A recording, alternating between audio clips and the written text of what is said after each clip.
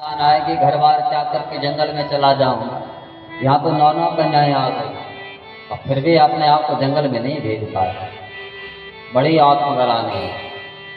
तो तुरंत कमंडल उठाया और जंगल की ओर भागने लगे। दौड़े दौड़े भगवती देवहूति आए, चरण पकड़ लिए, कहा महाराज कहाँ जा रहे हो? कर्दम ने कहा कि देवी याद कीजिए, मैंने कहा था संतान आएगी जंगल में चला जाऊंगा। हाँ संतान आ गई, अब तो मैं जाने वाला हूं। देवहूत ने कहा मैं रोकने वाली नहीं है, लेकिन ये तो बताओ आप चले जाओगे 9 कन्याएं जीवन में, इनके लिए वर कौन ढूंढेगा? इनका विवाह कौन कराएगा? मैं अकेली कहाँ कहाँ भटकूंगी? ऐसा संवाद चल ही रहा था। अचानक आकाश मार्ग से पितामह ब्रह्मा विमान पर बैठे हुए, साथ में जो 10 पुत्र पैदा हुए थे उनमें से नारद जी नहीं है, उन अन्य 9 पुत्रों को लेकर के आ रहे हैं। यहाँ कर्दम जी ने जब दृष्टिपात किया कि 9 कन्याएं मेरे पास में है, 9 पुत्र उनके पास में हैं, क्यों न ब्रह्मा जी से ही आग्रह करना। तो पितामह ब्रह्मा से कहा कि प्रभु आपके 9 पुत्र आपके पास में है, मेरी 9 कन्याएं मेरे पास में है, यदि आपकी इच्छा हो तो इनका विवाह कर दिया जाए। तो पितामह ब्रह्मा ने कहा जो तुम्हारी इच्छा। तो वहां मरीचाल जो ऋषि थे उनके साथ में अपनी बेटियों का विवाह कर दिया और फिर जंगल में भागने लगे। फिर देवहूति ने चरण पकड़ लिए। कर्दम ने कहा कि देवी अब क्या होगा, क्या आप ही जाने नहीं देगी? देवहूति ने कहा कि जाने के लिए मना नहीं करते, लेकिन ये तो बताओ कन्याएं तो चली गई अपने अपने ससुराल में, आप चले जाओगे जंगल में, मैं अकेली यहाँ, फिर मैं किसके सहारे रहूंगी? तो कहा कि फिर क्या चाहते हो? भगवती देवहूति कहते हैं कि मुझे एक पुत्र चाहिए। और जो पुत्र का नाम सुना तो कर्दम जी को याद आया कि मेरे प्रभु ने मुझसे कहा था कि मैं तेरा पुत्र बनकर के तेरे घर में प्रकट हो। तो तुरंत हाथ में उठाया हुआ जो कमंडल था वो फेंक दिया और इंतजार करने लगे, कब मेरा प्रभु मेरे घर में मेरा पुत्र बन करके आएगा।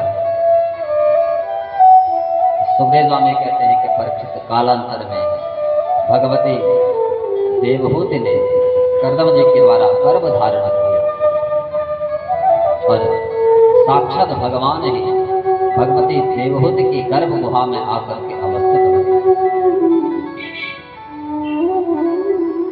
देवहूति कौन है? जिनके गर्भ में साक्षात भगवान आए हैं।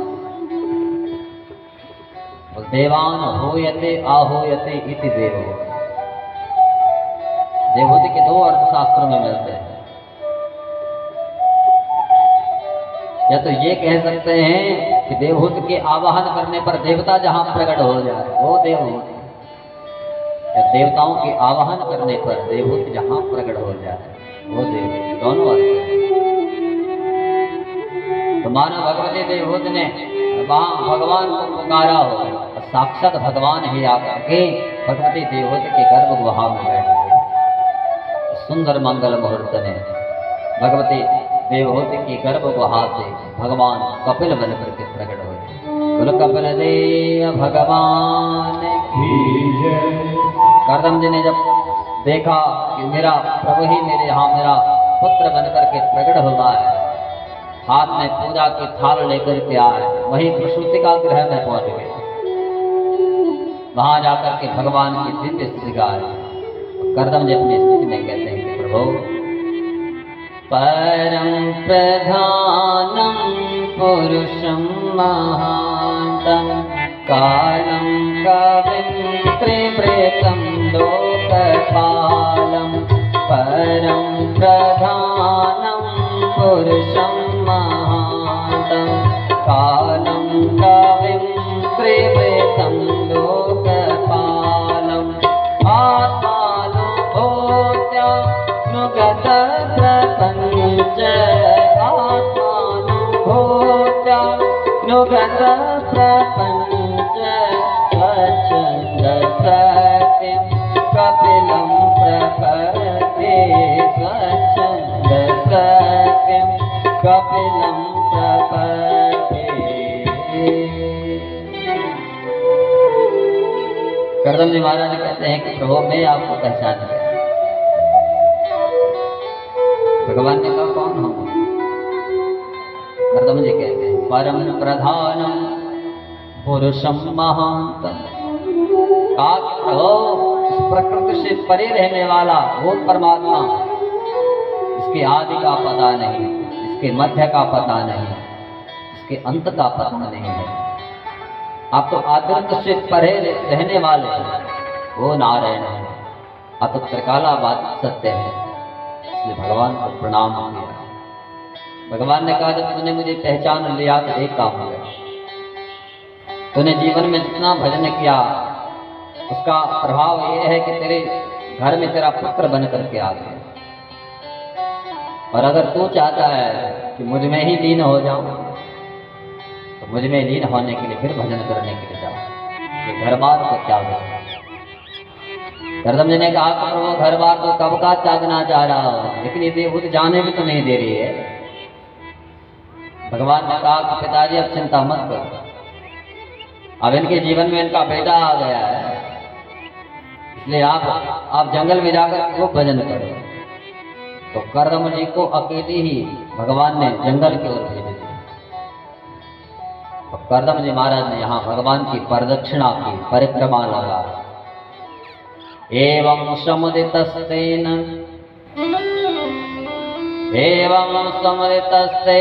कपिलेन प्रजापति दक्षिणे कृत्यं तं प्रेतो वनमेव जगाम। करदम जी महाराज ने भगवान की परिक्रमा लगाई। क्यों? परिक्रमा लगाने से क्या मिला? हम लोग भी कहते हैं कि परिक्रमा लगाओ। हाँ, कभी भी पूजा होती है तो लास्ट अंत में कहते हैं कि परिक्रमा लगाओ। क्यों? उस परिक्रमा से क्या मिलता है? और हमारे यहाँ भगवान और ब्राह्मण इन दोनों की परिक्रमा का विशेष लाभ होता है।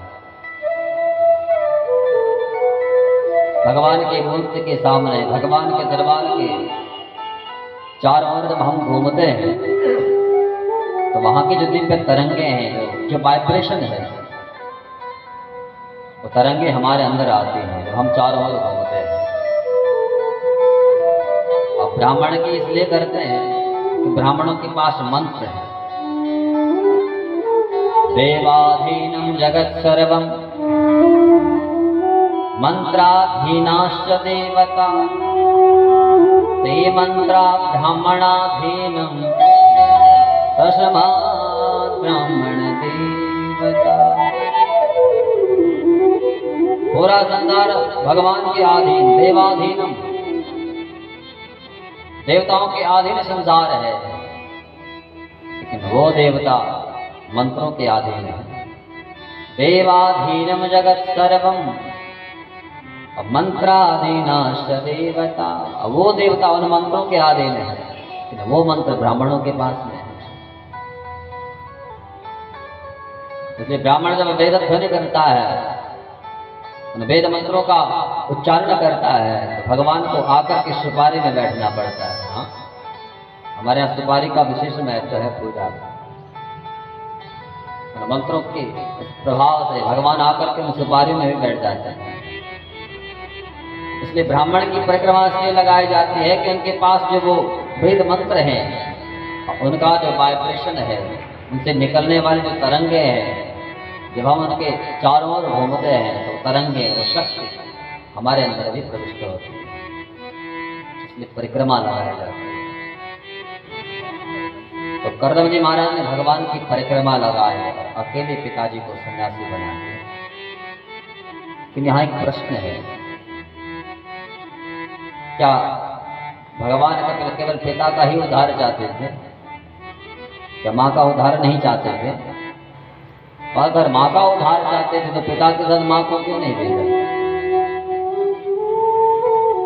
समझना जरा, हमारे यहाँ दो आश्रम, ऐसे आश्रम हैं जहाँ स्त्री को सर्वदा त्याज्य माना है। एक है ब्रह्मचर्य आश्रम और एक है संन्यास आश्रम। यहाँ स्त्री संग में रहेगी तो मन में क्षोभ होगा, मन में विकार आएगा। मन में विकार आया तो मन भजन में नहीं लगेगा। इसलिए भगवान ने अकेले ही पिताजी को भेजा, माँ को अपने ही पास में रखा। और इधर करदम जी तो चले जंगल में भगवान का भजन करने के लिए। इधर घर में भगवती देवहूति और भगवान कपिल है। लेकिन एक दिन ब्रह्मा जी के द्वारा पता लगा देवहूति को कि तुम्हारे घर में जो कपिल है वो तो साक्षात भगवान है। तो भगवती देवहूति के अंदर जो पुत्र भाव था वो पुत्र भाव नष्ट हो गया। आप अपने पुत्र को ब्रह्म भाव से देख रहे हैं। एक दिन ब्रह्म भाव लेकर के आ और भगवान से कहा कि प्रभु मेरे कुछ जानने की जिज्ञासा है। भगवान ने कहा कि माँ क्या जानना चाहती हो? तो भगवती देवहूति कहती है तम त्वागताहं शरणं शरण्यं स्ववृत्त संसार तरो कुठारम् जिज्ञासयाहं प्रकृते पुरुषस्य नमामि स्वधर्मविदां वरिष्ठम्। कहा कि प्रभु मुझे पता है आप समस्त धर्मों के ज्ञाता है। संसार रूपी वृक्ष के लिए आप कुठार के समान है। लेकिन प्रभु मेरी एक इच्छा है, जिज्ञासा है। जिज्ञासा क्या जिज्ञासा है? प्रकृति ही पुरुषस्य। ये तो बताओ कि प्रकृति और पुरुष में क्या भेद है? और भगवान ने जब ये प्रश्न सुना कहा कि माँ तो वेदांतों की भाषा बोल रही है, और अगर तुझे यहाँ प्रकृति और पुरुष का भेद जानना है तो माँ तुझे एक मार्ग पकड़ना पड़ेगा। फिर कौन सा? तो भगवान कहते हैं योग आध्यात्मिक पुंसाम मतो निश्रेयसाय में। कहा कि माँ आध्यात्म का मार्ग पकड़ ले, योग का मार्ग पकड़ ले। भगवती देवहूति ने कहा कि आध्यात्म के पद पर चल करके क्या मिलने वाला है? भगवान ने कहा कि माँ जब आध्यात्म के पथ पर जाएगी वहां तुझे संत मिलेंगे और संतों के पास शास्त्र है, वहां तुझे मेरी कथा मिलेगी। मेरी कथा को जब सुनेगी तेरे जीवन में श्रद्धा प्रेम का प्राकट्य होगा। इसलिए तो संतों का आश्रय है। और मुझे प्रेम का पंथ बता दे, ओ मुझे प्रेम का पंथ बता दे, ऐसा कोई संत मिले। मुझे प्रेम का पंथ बता दे, ऐसा कोई संत मिले। मेरी बिगड़ी बात बना दे, ऐसा कोई संत मिले। मेरी बिगड़ी बात बना दे, ऐसा कोई संत मिले।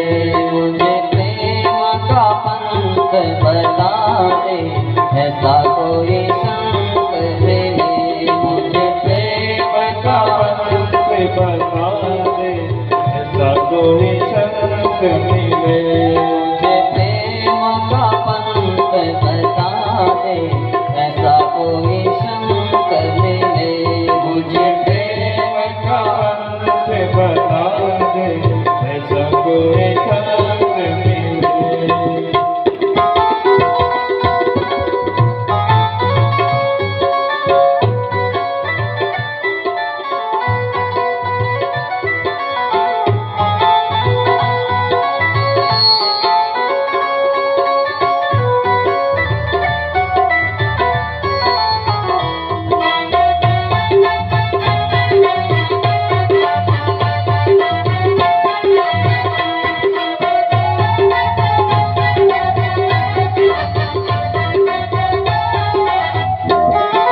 भटक रहा हूँ कब से जग में, भटक रहा हूँ कब से जग में, भटक रहा हूँ कब से जग में, भटक रहा हूँ कब से जग में, भटक रहा हूँ कब से जग में, भटक रहा हूँ कब से जग में।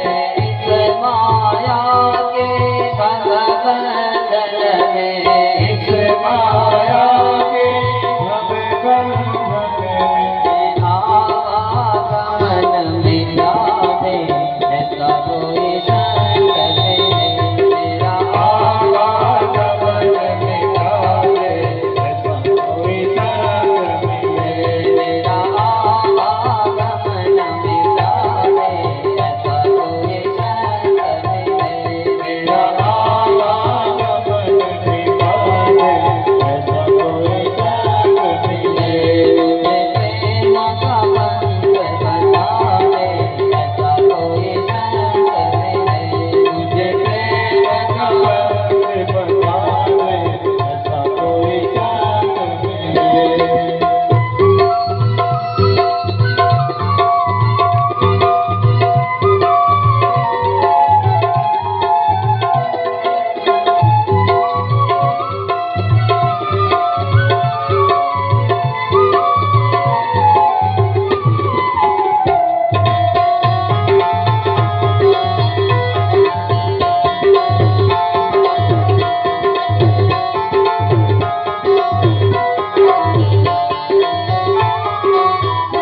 झूठे जग में मन भर माया झूठे जग में मन भर माया झूठे जग में मन भर माया झूठे जग में मन भर माया झूठे जग में मन भर माया झूठे जग में मन भर माया झूठे जग में मन भर माया झूठे जग में मन भर माया सत्य मान कर प्रेम लगाया सत्य मान कर प्रेम लगाया सत्य मान कर प्रेम लगाया सत्य मान कर प्रेम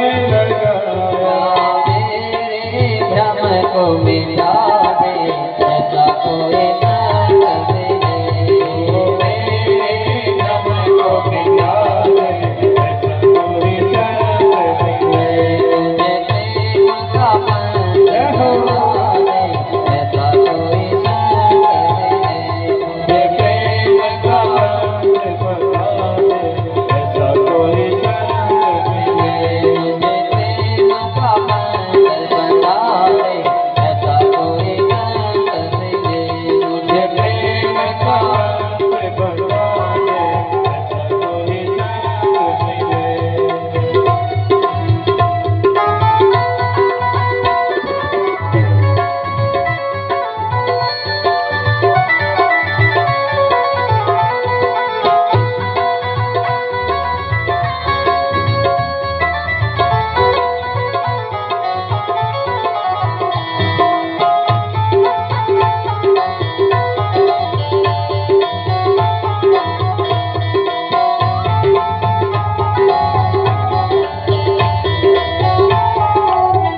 संत दर्श का मैं हूँ प्यासा संत दर्श का मैं हूँ प्यासा संत दर्श का मैं हूँ प्यासा संत दर्श का मैं हूँ प्यासा संत दर्श का मैं हूँ प्यासा संत दर्श का मैं हूँ प्यासा संत दर्श का मैं हूँ प्यासा संत दर्श का मैं हूँ प्यासा मन में संत मिलन की आशा मन में संत